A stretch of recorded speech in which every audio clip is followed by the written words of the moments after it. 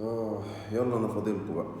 مرة محمد صلاح مراته بتتحضن، والمرة دي أحمد الفيشاوي. أنا شكلي هقعد أنزل فيديوهات عن الناس دي بعد كده. منظر مقزز جدا. طالع بيه أحمد الفيشاوي. أحمد الفيشاوي أصلا معروف عنه آه، إن هو سكري وبتاع نسوان وعيل كده مش مظبوط يعني، وتاتوهات وبتاع، ومنظر مش احسن حاجة يعني. وده معروف عنه من زمان. الفكرة بقى انا معرفش مين مسؤول، وهل ده صح ولا لأ. مين مسؤول عن اللي بيجيب الفنانين ان هم يحضروا العرض بتاع الفيلم؟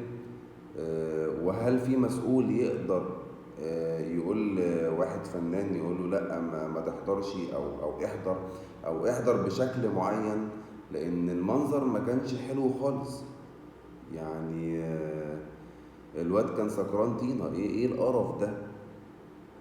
منظر ما كانش حلو لا يليق بكل الطرق يعني. حتى لو انت كده في العادي، لما تيجي تظهر قدام الناس في الكاميرا او في التصوير او حتى في عرض فيلمك، ما تبقاش كده يعني. منظر مقرف.